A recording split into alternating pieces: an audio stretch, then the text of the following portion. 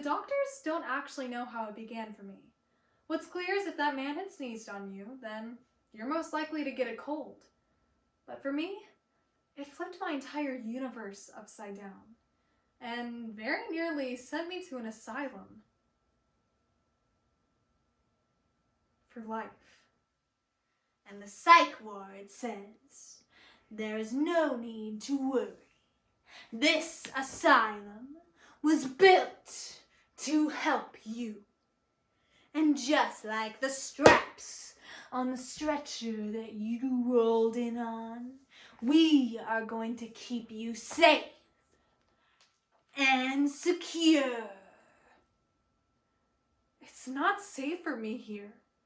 The history of hysteria, that mythical female disorder that over the centuries was blamed on sensitive nerves or the wandering womb.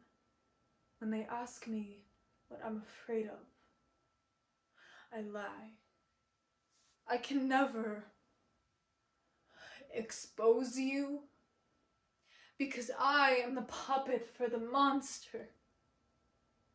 And these hands have become his. CBC News reports that women on average are diagnosed 4 years later than when the conditions are recognized in men. According to the book Doing Harm, women at some point during their journey for diagnosis are told that their symptoms are due to depression, anxiety, or that catch-all be-all, stress. Through the poetry in The Psych Ward Says by Anita D. and The Monster by Olivia Likens, the prose Brain on Fire by Susanna Cahalan, and articles from Washington Post, Huffington Post, and CBC News. It's not all in their heads. A program.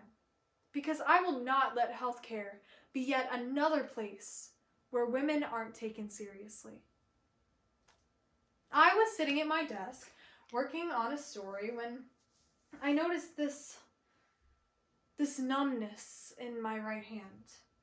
Not to mention my thoughts were running wild from love to guilt to repulsion, and I couldn't keep them straight.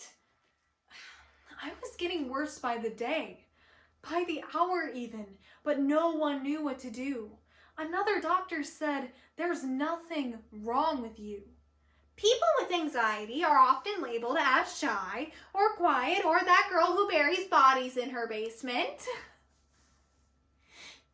I've never actually been referred to as the latter, but I always assume that's what people are thinking. The background music swelled. I felt the pulse of the crowd, and I struggled to balance and grew dizzy and queasy, and I couldn't focus on the music. He is a parasite reaching with long sweet limbs through my body, through my arms. He is a little voice inside my head telling me bad things to do to myself. British psychiatrist Elliot Slater warned that too often a label of hysteria allowed doctors to believe that they had solved the mystery, when in fact they usually hadn't. He discovered 9 years later that more than 60% had been found to have an organic neurological disorder.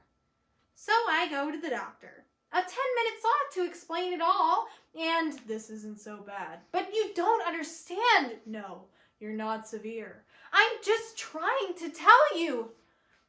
Just take these antidepressants. These are going to work.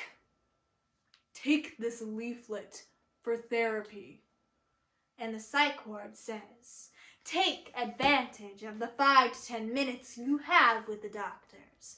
But understand, he has a list of patients as long as his pay stubs. So you won't be receiving any actual therapy while you're here. I was forced to talk about it since I was about to release a new song, and I tearfully told them how the doctors told me that I was crazy for thinking that I was sick. I'll have a wave of anxiety, and then the next moment I'm perfectly fine. Perfectly fine.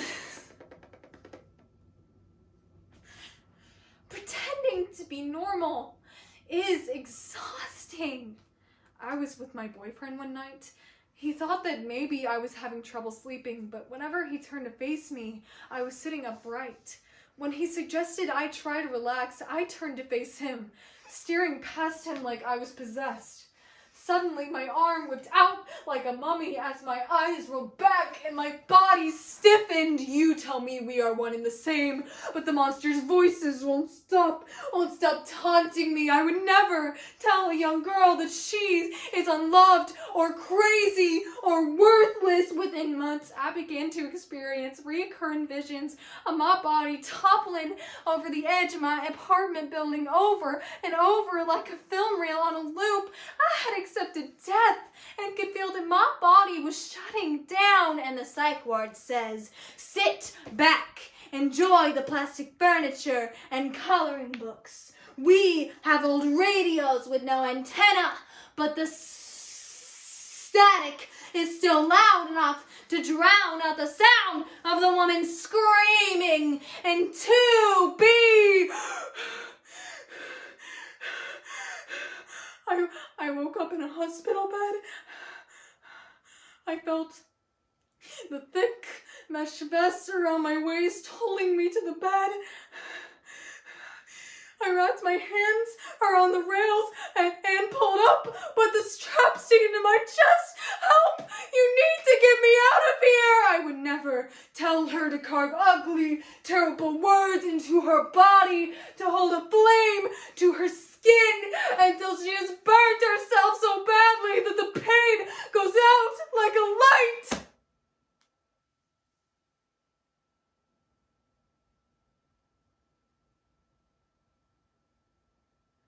And her nerves are dead.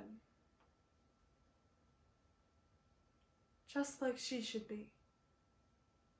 And the psych ward says, we figure if we keep you long enough, you'll eventually start to fit in. Or maybe if we keep you locked up, you'll eventually start to act out. And we will be right here, waiting to prescribe you something, to label you with a diagnosis. Women with lingering undiagnosed symptoms are often dismissed by the medical establishment.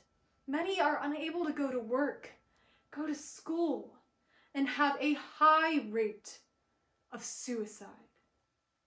So many of the reasons why I was not given my diagnosis for so long absolutely have to do with my gender. I was in bed for 2 years before I got my diagnosis. The first time I sang again, I was terrified that my voice had withered away with my muscles. But when I opened my mouth, it was still there. After multitudes of negative tests, they finally said her brain is under attack by her own body. I'm one of the lucky ones. I didn't slip through a system that was designed to miss cases just like my own. And the psych ward says, we didn't cause your social anxiety. We only heightened what was already there. We just want to see you reach your full potential as a patient. Remember, we told you this asylum was built to help you. I am not you. This is only a body, and you are only a feeling. But I will survive. And I will love me.